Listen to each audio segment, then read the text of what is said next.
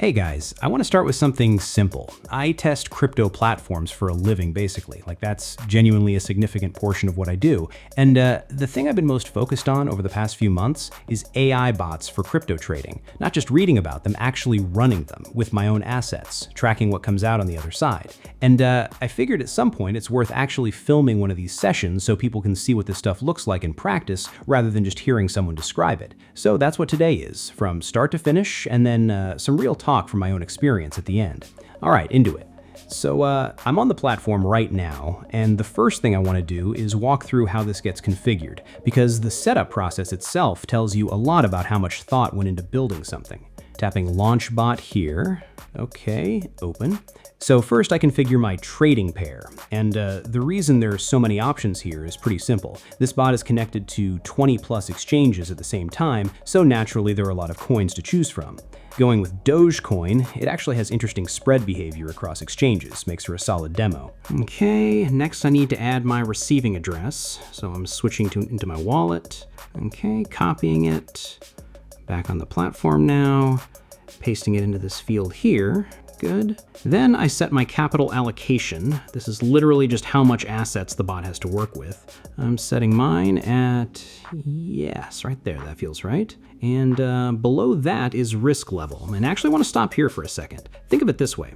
The bot is constantly finding trading opportunities, but not all opportunities are equal. Some have clean spreads and high confidence, some are messier. This slider controls how far into the messy territory the bot is allowed to go. High setting, and it starts taking riskier shots. Low setting, and it only moves when it's confident. I'm keeping mine toward the lower end. I'd rather the bot be selective than hyperactive. All right, next is arbitrage strategy. This is basically telling the system which method to use when it's looking for price gaps between exchanges. Different strategies work better in different market conditions. Okay, taking one final look at everything here. Yeah, happy with this. Let's go. So the final setting is up. And something I like about this, I don't have to deposit any specific asset. I've got a few things available right now, and I can use what's most convenient. The platform handles the conversion before the bot starts working.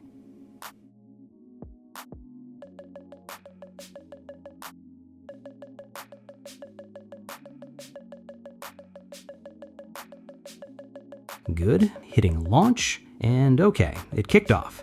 Dashboard is live, trade count going up, win rate tracking, and the interface is clean and easy to follow, which honestly I appreciate more than people might expect. Now we're just waiting for it to run.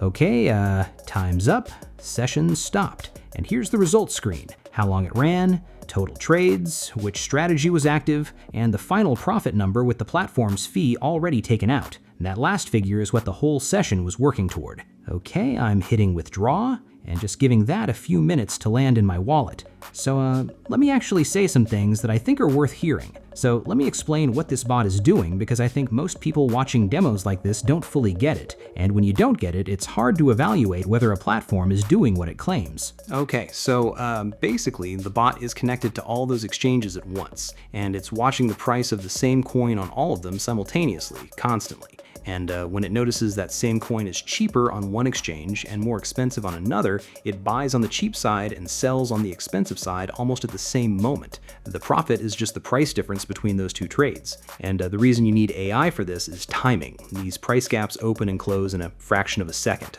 literally faster than you can blink. And no human is clicking fast enough to catch them consistently. The AI catches them because reaction time isn't a constraint for software. That's the whole thing in plain terms. Okay, so now the part I think actually matters most. I've been evaluating crypto platforms in a systematic way for several years now, and over that time I've stumbled into a lot of fake projects, more than I'd like to admit publicly.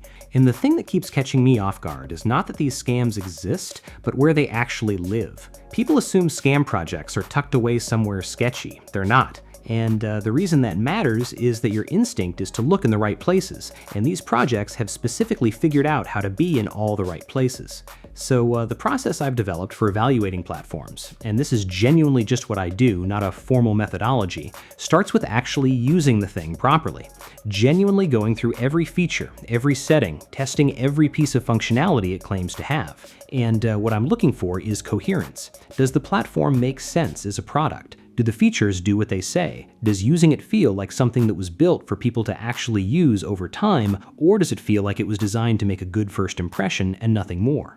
You start developing an instinct for this after a while. A platform that's actually solid doesn't suddenly behave differently depending on what I'm testing, and one that isn't solid will eventually show you where the inconsistencies are if you push on it enough. Thanks for watching.